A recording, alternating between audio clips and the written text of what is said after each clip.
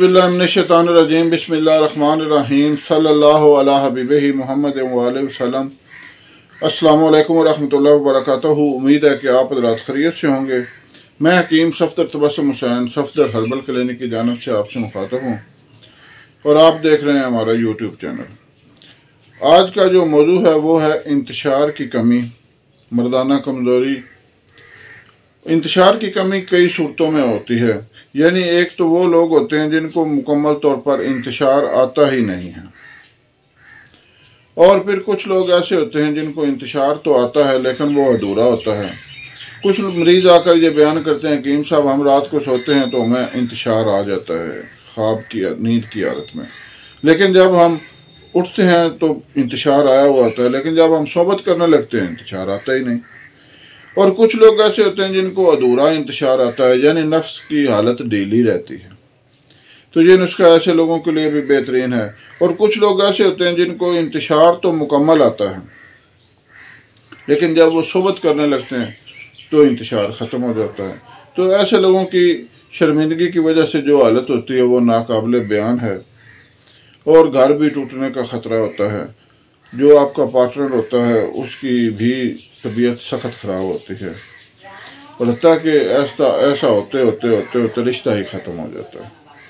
तो ये मैं अर्ज़ कर रहा था कि इन तमाम मरीज़ों के लिए ये नुस्खा इंतहाई बेहतरीन है, इंतहाई बेहतरीन है। ये मैं बार बार इसलिए कह रहा हूँ कि ये मेरा बारहा का आज़मूदा है। बहुत से मरीज़ों पर इसको इस्तेमाल कराया जा चुका है और आज तक ऐसा नहीं हुआ कि किसी मरीज़ ने यह कहा हो कि हमें इससे फ़ायदा नहीं हुआ।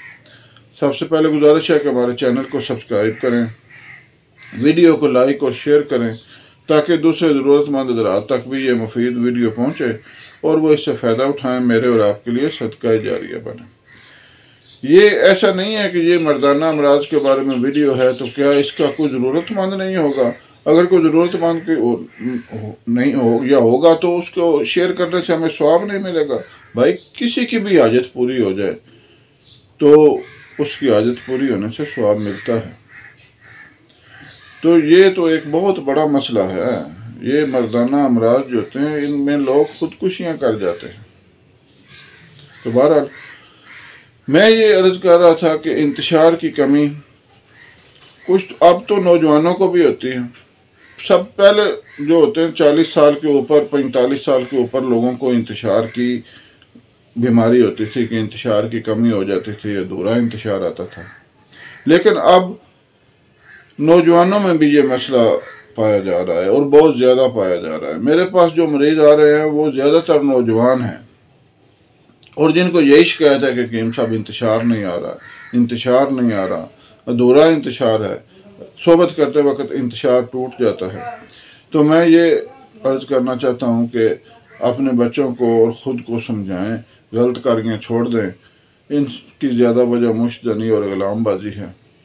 तो बहरहाल नुस्खे की तरफ आते हैं। इंतहाई बेहतरीन नुस्खा है, और मैं ये अर्ज़ कर दूँ नुस्खा सुनने से कभी आराम नहीं आता, नुस्खा इस्तेमाल करने से आराम आता है। कुछ लोगों की आदत होती है कि नुस्खे बार बार सुनकर वो इस्तेमाल नहीं करते, फिर कहते हैं हमें आराम नहीं आया। भाई आराम कैसे आएगा जब आप दवाई इस्तेमाल ही नहीं करेंगे, तो आराम कैसे आएगा। तो बहरहाल नुस्खा समात फरमाएं।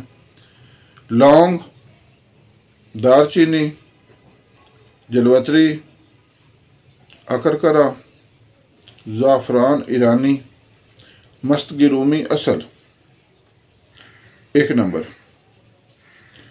ये आपने लेनी है। और अंबर,